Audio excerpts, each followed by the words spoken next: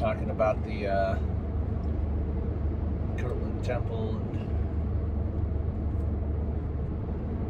you said you got into that stuff, right? The Kirtland Temple stuff? Yeah, I just thought it was interesting at how specific they were being about things. And then, like you said, you made the point in the history that, like, he had to be... like, the chapters leading up to it, it's like they get to Kirtland and it's like, build a temple. And they're like, yes, a temple. Yeah. Yes, Right, yes. Make a note of that. We'll get on that. We gotta, down the road, you know. Takes him 5 months to chastise them. And eventually he's like, no, seriously. I was like, this big. And they were like, oh, okay, yeah. So not a log cabin. Okay. Remember how you said that temple thing? Yeah. We don't know how to... We don't know how to do that. We don't know how to build structures of this nature. It's almost as if we're 20-something-year-old farmers that have built nothing but log cabins our whole life. Yeah. But I like how he comes in and is being real specific about it. Like, build it here and build this wall, and by this wall, by this wall. There'll be an upper floor for this and down. You know what I mean? Like, it shows... But it shows a pattern that is continued all the way. So, like, it just shows that, like, God reveals everything down to the architecture of brick and stone for the prophets. Like, okay, so I was about to say this sentence, like, every temple came by, like, this really cool revelation. I can't say that for a fact, but, like... I bet if you talk to the architects, you would find that they had a lot of help when they were doing the structural I can say this for a fact. I've talked to the architect of Gilbert, and I can tell you that went down all on inspiration. That we know the story of President Hinckley designing, all of you tell that, but designing the small temples. Look up the address on your phone real quick so we know where we're going. I don't know. Before I get to the 101, am I supposed to take the 101 or stay on this for the tab? This is the text message. Texted both of us.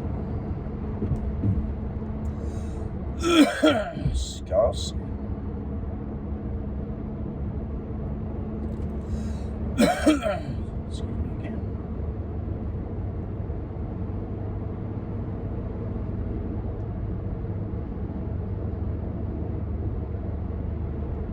Do I stay on the two-two?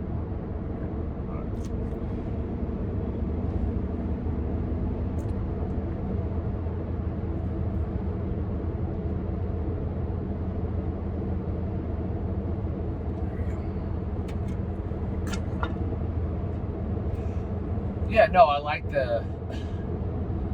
it's like God reveals things when he has to, right? Like the big revelations and those kinds of things. Like, and I like, I'm thinking about it, it's like somehow we don't tell the modern day stories. Like everybody in the church knows the story of Nephi and that God showed him how to build a boat. Like revealed to him how to do something that he had no idea how to do before. But it's like Joseph, and I don't know who the other people were, but Joseph and a couple of other guys got a revelation, like a detailed revelation of how to build the Kirtland Temple, saw a vision of it. It's a bad day for a FedEx guy. Like President Hinckley was asleep on his plane, flying someplace, and woke up and sketched out the plans for the small temples. And I was in a state conference or something with an architect that was involved in the small temples. But he was just talking about how detailed the drawings were. He's like, I've been an architect for my whole professional career. I couldn't have drawn them any better than that. Now, the small temple idea seems like a no-brainer. But at the time, all we built were like these big, massive structures. So like at the time when he came out with the idea of small temple, and we're going to put them everywhere, just that, like, not any more detail beyond small temples? Yeah. You know what I mean? That was a big deal. That's brilliant! Just the idea, like that whole thing, like, that influenced where I ended up serving my mission massively. Like, there was a temple in Louisville where there wasn't forever before. That's why I heard about it, because because I was in Columbia, South Carolina, and they had a temple there that was pretty recently. The temple got built there not too long before I served my mission there, and it was a big deal to have a temple in South Carolina. Like, you know, it's hard to put temples in the South. I'm thinking about that. Like, why don't we tell those stories and the visions and stuff like we do tell them, but like they don't have the same impact somehow. Like the story of President Nelson, like they basically called him to give President Kimball open heart surgery, and it was a surgery he had no idea how to do. And he's praying about it, and fasting about it, and studying and reading and everything like that. And then the Spirit shows him how to do it. He describes it in the talk, like even like the dotted lines of like where to make the incisions and to put the sutures. Like the Spirit gave him detailed instructions on how to perform a type of heart surgery that apparently had never been done before. It's like, that's amazing. That's as cool as Nephi being shown how to build a boat. Yeah. So, yeah, I like that. My thoughts came out of 97. Do you have it? Oh, I have it. From my urinal tunnel. Yeah, I have it too, but it's in this thing. That's what's up with you. I'm driving. Good My driving. phone's recording the video. So the end of 97. So he's talking to the he's talking to the Missouri Saints, right? And like there's a thought about this. Okay, so in your though, and because the whole thing's about the realities of Zion, which call to like again, like anybody today, like we need to pay attention to the details of Zion, because our job right now, that I don't know how the prophet could be any clearer, is to establish those stakes in that place, like to lengthen the tents and the stakes of Zion, like to strengthen. And again, the formula has been clear too. Start in your own home and then gather outward from there. Right. So before I get into those specific verses, like this is talking to the Missouri Saints, and like the Missouri persecutions were obviously terrible. Like they're a tragedy. Like I think I was reading Lucy Mack's journal, and like several hundred people died, got murdered in those persecutions as when they drove the Saints out. Like, well, not to mention what in modern day context would be millions of dollars worth of land and property stolen. But the Saints, if they had actually followed all of the commandments given to them, do you think the persecutions would have still happened, in your opinion? Because this is talking about it like the Missouri Saints were instructed to build a temple. Joseph went there and laid the cornerstone, and then they never actually did it. The Saints in Kirtland repented and went out and actually built the temple. And the Saints in Kirtland and the Saints in Nauvoo, who both actually built their temples, did eventually get driven out. So what I was wondering, but like my question that I've been pondering on, like if the Missouri Saints had followed this revelation and had actually built the temple, do you think the Missouri persecutions would have still gone down? Yeah. I think we were always coming west. That's kind of where I landed too. It's like chicken and egg, though. Do you know what I mean? It's like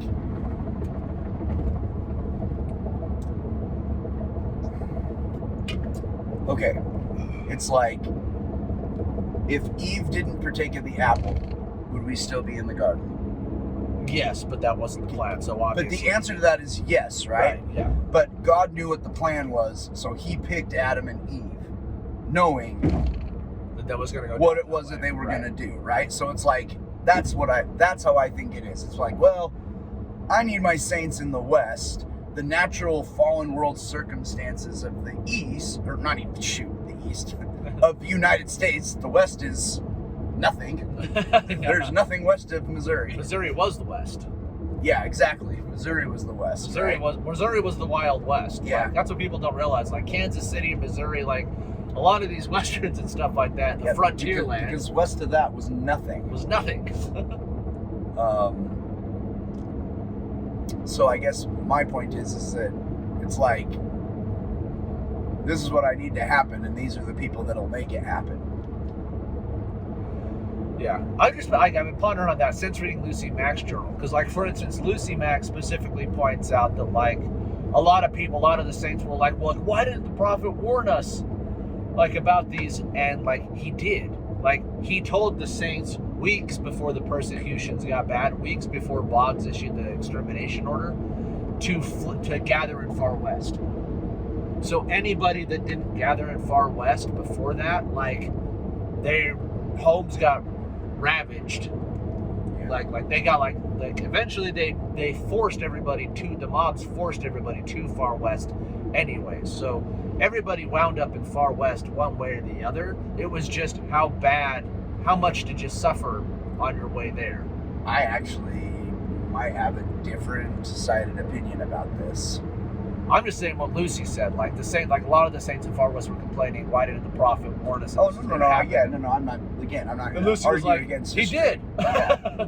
My point is this: that in a relay race, where you put your two fastest, Beginning and the end. right. Started out fast, and then you need like a fast anchor to bring it home, right? Right. So like hastening. Right? So like if you're running a relay race, it's like it's hasten, then like the bulk of the team, not the best but pretty strong, and then hasten. So what I think is that the beginning of the church and now are the hastening periods. That was a car on the side. I think I was hastening to you. There was a car on its side. Yeah.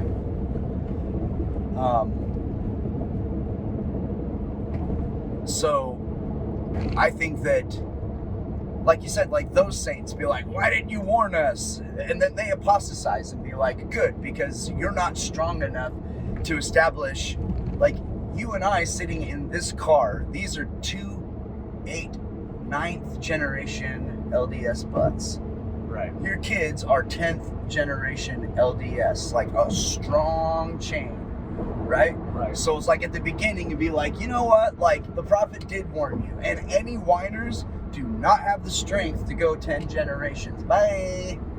So that kind of leads into my like I'm thinking about this, like the people even in Missouri, the saints that followed the counsel from the brethren, like they still suffered, but they dodged a lot of it.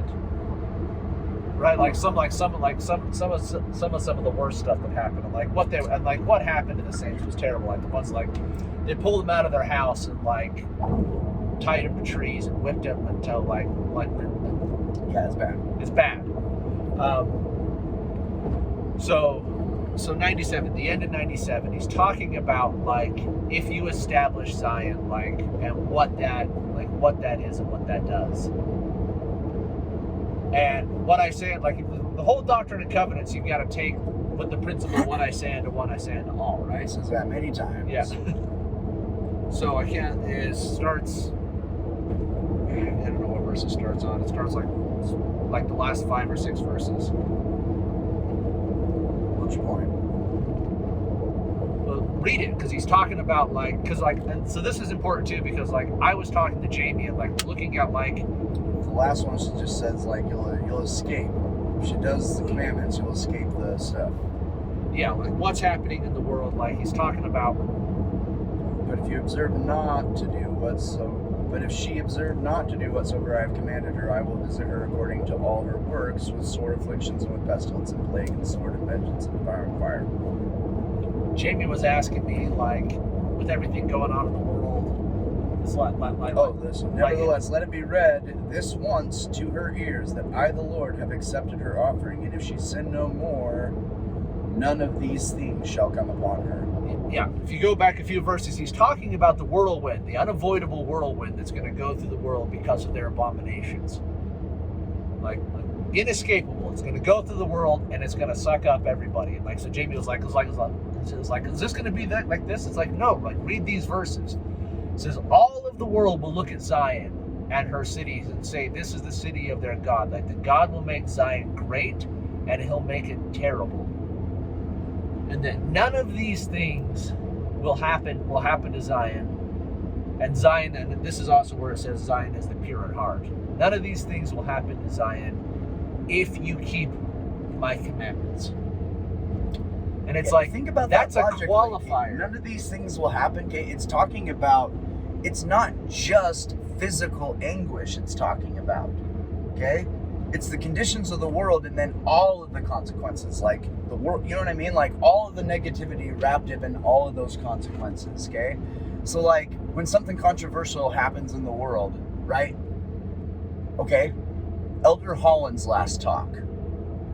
Yeah. Right? Yeah.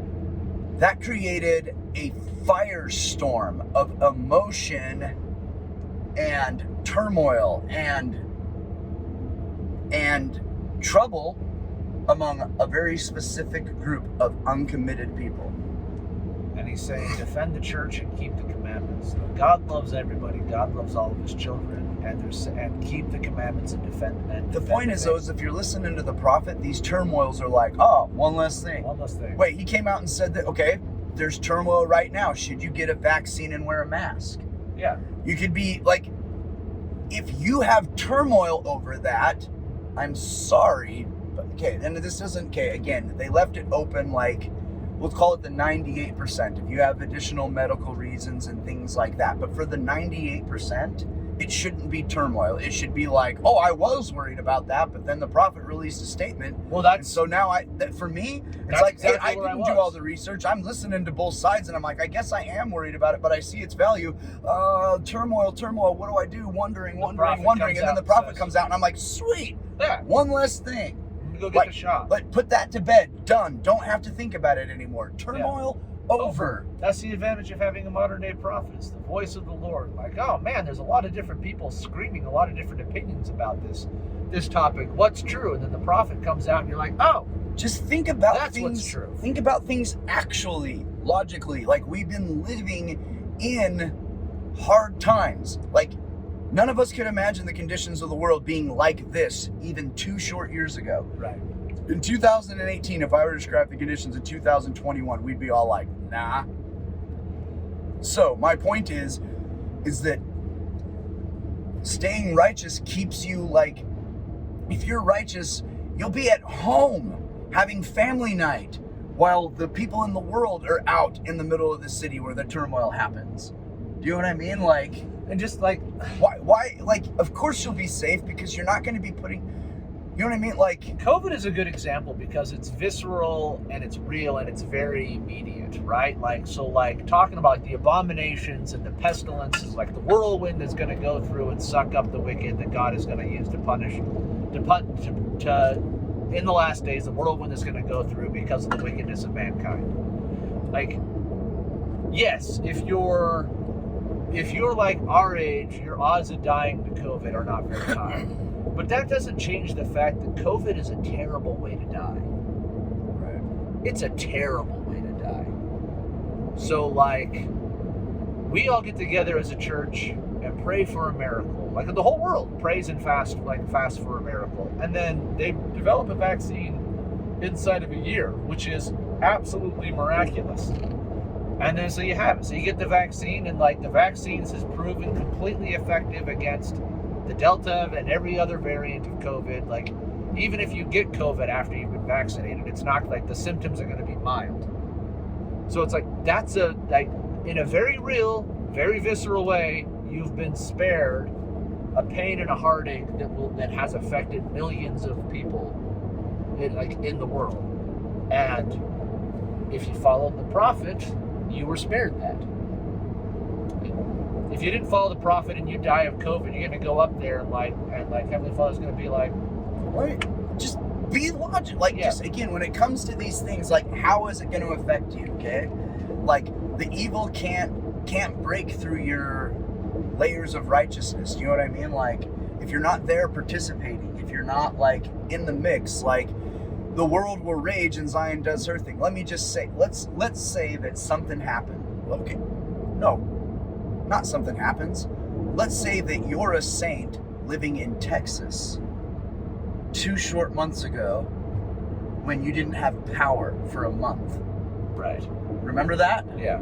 So in that situation, there were saints that have been told for 40 years consistently across the pulpit to have a food storage. Have food storage. Have a fuel Right, storage. right? Yeah. So in the same neighborhood, in the same ward in Texas, you would have the Smith family who kept a good food storage, who inside of the walls of that home, there's peace, and there's food, and there's light, and there's everything that you need to weather the storm. And around the block, the Joneses didn't do all that.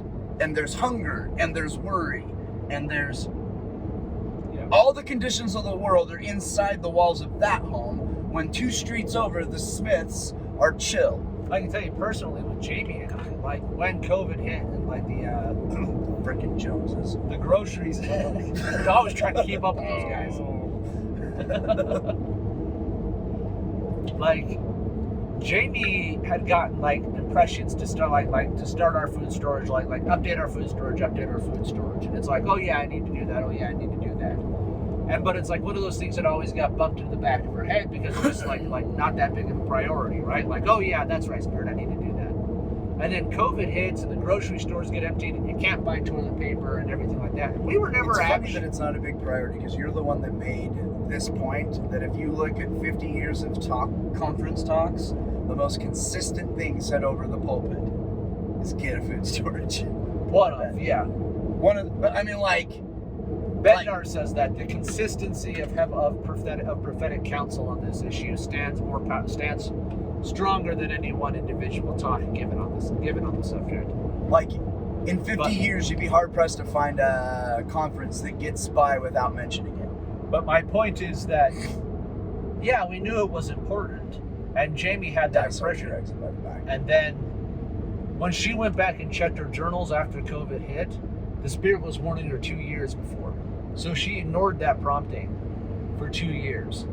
And so the lockdowns and stuff like that for us, like luckily, like we were okay, we were fine. Like we never actually needed anything or wanted anything. Like with what we had, we were fine.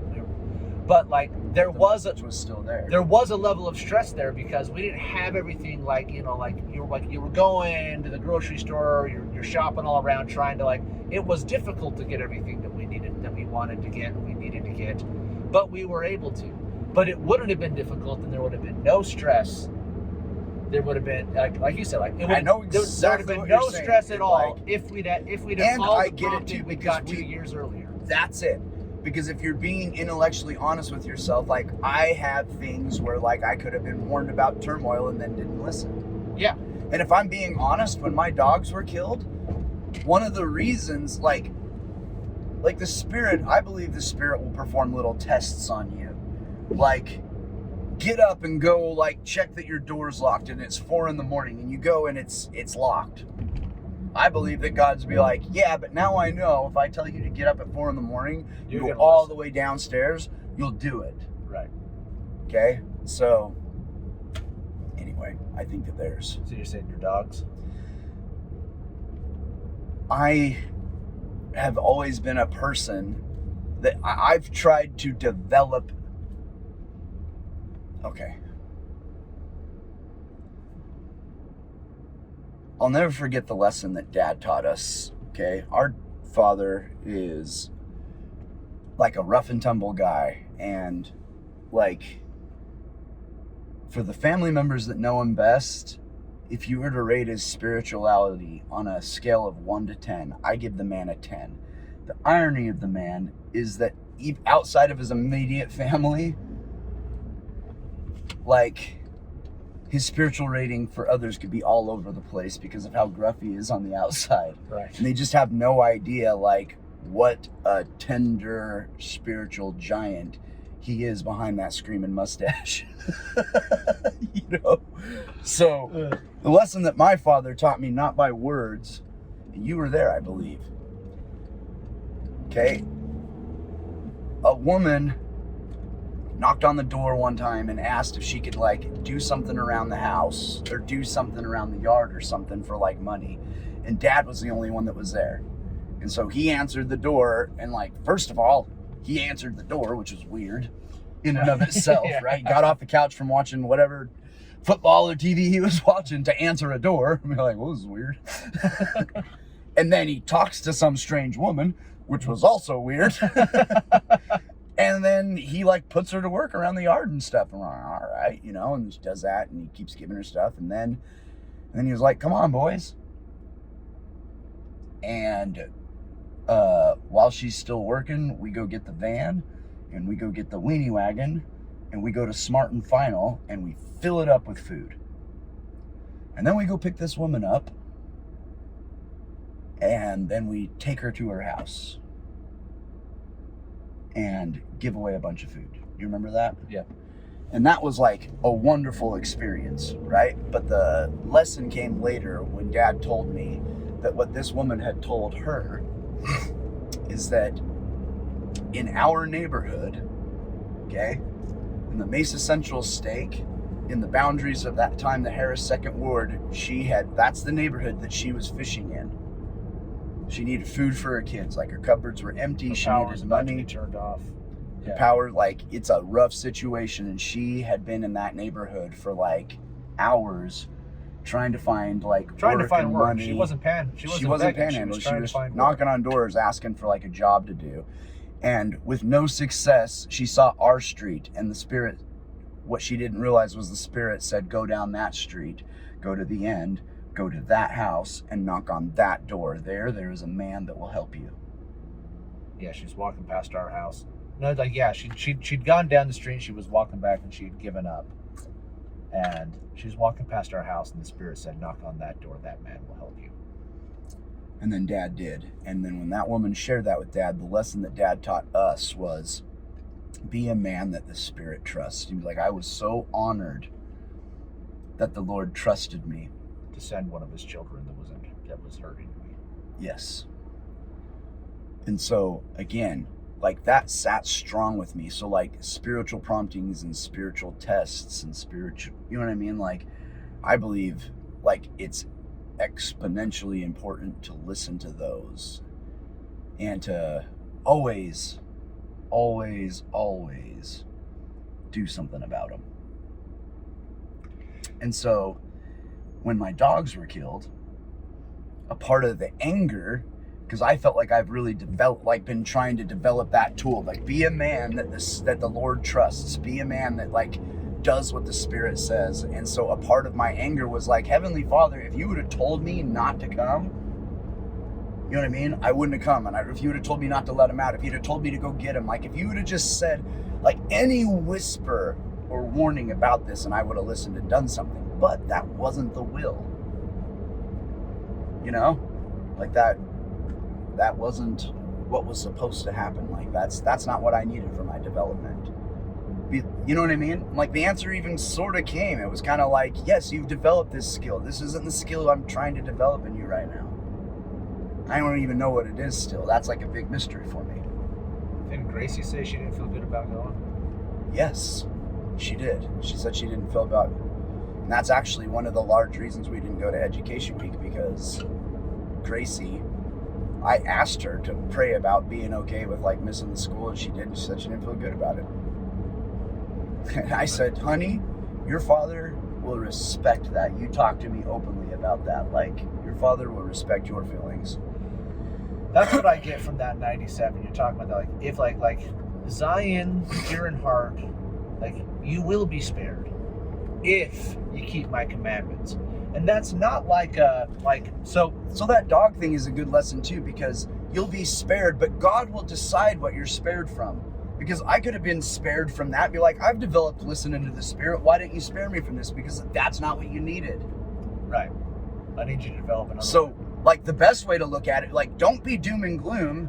If you're following Zion, the only horrors you'll be exposed to are the ones that you need to grow. So even if something that you think is a sign of the time that you've been trying to avoid is happening to you, it's only for your good. Yeah, because this goes into... I gotta find the verse real quick.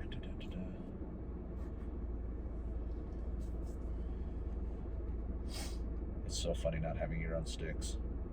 Go.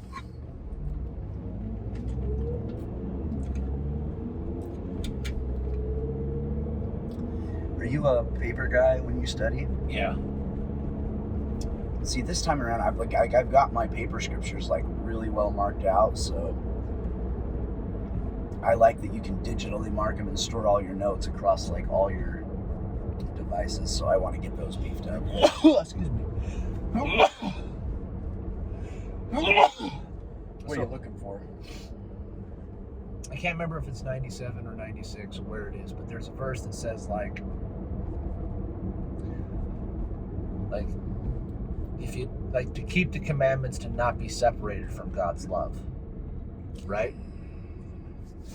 So the principle is, if he says, if you love me, keep my commandments, and that should bring you to his love. No, there's like, I gotta find, where is it? If you love me, keep my, if you keep not my commandments, the love of the Father shall not continue with you, therefore you shall walk in darkness. If you keep not my commandments, the love of the Father shall not continue with you, therefore you shall walk in darkness. That's an important principle, and I feel like that's the principle he's trying to teach with Zion. It's not that if you don't do what I say, I'm not going to love you. That's not what it is. The love of the Father, who, as we learn from Lehi's vision, the love of God, the tree, the fruit is Christ. Like, the love of the Father, Christ, shall not continue with you. Like, that's not saying, like, if you don't do what I say, then I'm not going to love you anymore. What that's saying is, like, if you don't keep the commandments, I can't stay with you. I can't abide with you anymore. Like, one of my favorite scriptures is, it's talking about the Nephites, and it says, your aegis can act like a shield to trap me in, or to keep me or out. to keep you out, yeah. Yeah, like, if I learn Those about are when your you do what I choices. say, you can bind me to you, or you can block me from you. But the Nephites is like they did boast in their own strength, and so they were left to their own strength, and thus they did not prosper. If you keep not my commandments, my love can't abide with you.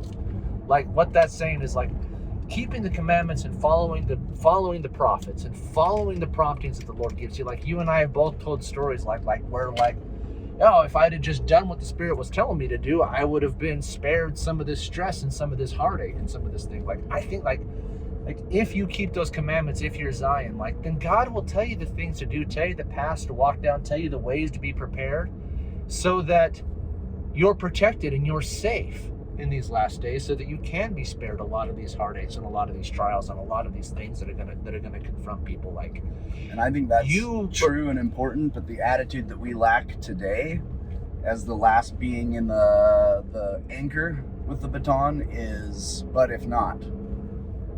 Yeah, but if not. Like, and like, yeah. The Shadrach, Meshach, and Abednego, be like, they had every faith. You're like, hey, we know for a fact, like, that you can save us from this fire, and that you know, great. But if not, well, that's cool too. You have no idea what you're being asked to go through, and like what that is actually benefiting you, and what that's giving to you. Like, yeah, is like what little suffering you're going through. Like, that little suffering could be teaching you lessons and giving you ways to either help his other children, or to teach you and prepare you to spare you from a greater heartache and a greater pain and suffering that could be coming later. You don't know why God is challenging you and trying you with the things that he's challenging you and trying with. All you know is that he loves you, and that he's perfecting you and bringing you back to him. If you keep his commandments. The other thing you need to understand is eventually you will know. Yeah, eventually. Maybe not even here. But again, I'll just use my dogs. Like, I don't know why, even to this day, like, what the lesson was. Right? But I know there was one. What time are we meeting them? Right. Did we get here this fast? I think we might be a little early. So that's the thing, Rabbi, is like all the promises in 97 are awesome. Zion shall escape. Like, Zion shall not only escape but prosper. The world shall be afraid of Zion in the last days. Like, the world, like, it's gonna get bad out there, but like, if you're the pure in heart, like, if you're a Zion people, like, you'll be protected and spared, and will be a light that the world will look to. A light that they'll not just look to, but in some cases, flock to without even understanding. Yeah, why. without even understanding why. Like, that's your goal. Like, be different. Yes, we're different from the world. We don't think the way that Be they the light think. that draws the world in, and they're Yeah. just like, I just want to be around this guy, and I'm not even really sure why. Yeah.